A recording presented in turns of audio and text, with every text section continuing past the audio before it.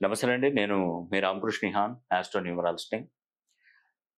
తులారాశి వారికి ముఖ్యంగా వ్యాపారస్తులకైతే ముఖ్యంగా ఇదొక మంచి అవకాశం అండి.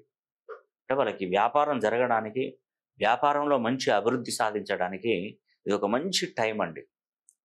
ఇక నుండి ఈ మీరు చేస్తున్నటువంటి వ్యాపారంలో అభివృద్ధి అనేది కూడా చాలా బాగా కనపడుతుంది. నేను పదే పదే చెప్తున్నానండి.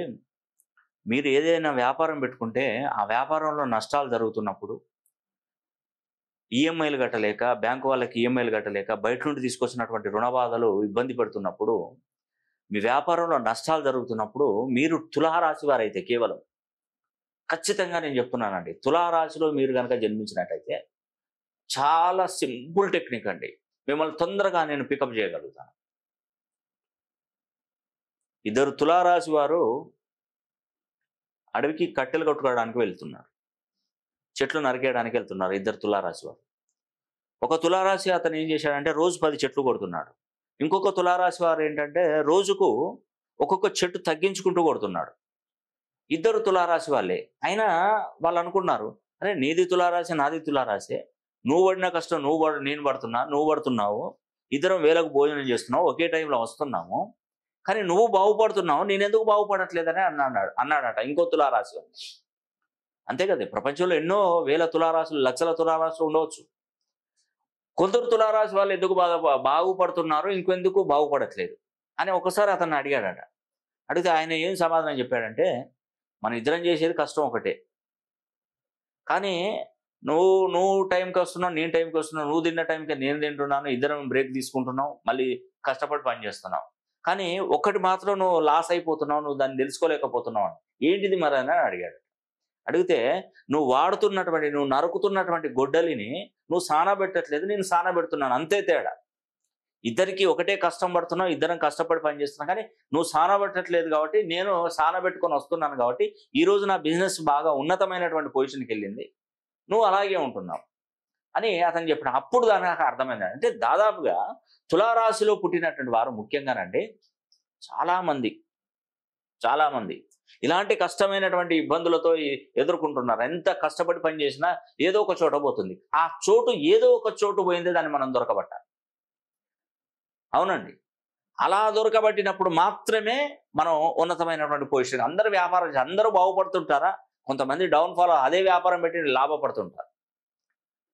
నేను ఓపెన్ ఛాలెంజ్ చేసి చెప్తున్నాను. మొన్న ఒక అతను తులారాశి వాళ్ళు వచ్చారు.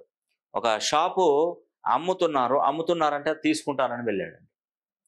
చాలామంది అతని దగ్గర అమ్ముతున్నారు. వాళ్ళ ఇంట్లో ఏమన్నారంటే, వాళ్ళ ఇంట్లో చదువుకున్న వాళ్ళు బాగున్నారు.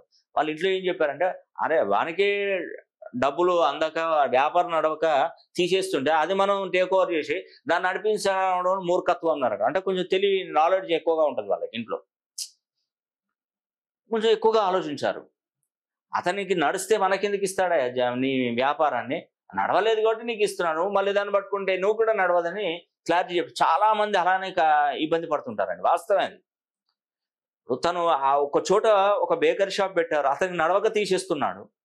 బాగా సంపాదిస్తుంటే, ఊరికే డబ్బులు బాగా సంపాదించి లక్షల కోట్లు సంపాదిస్తుంటే నువ్వు వ్యాపారం ఎందుకు ఇస్తావండి? చెప్పండి. ఒక ఉదాహరణ, ఒక డీమార్ట్ ఉంది, బాగా నడుస్తుంది. ఆయన ఎందుకు తీసేస్తాడు డీమార్ట్? తీసేయడు, ఇంకా బ్రాంచులు పెంచుకుంటాడు. తీసేసాడంటే అది ఏదో లాస్లో ఉన్నది, గుర్తుపెట్టుకోండి.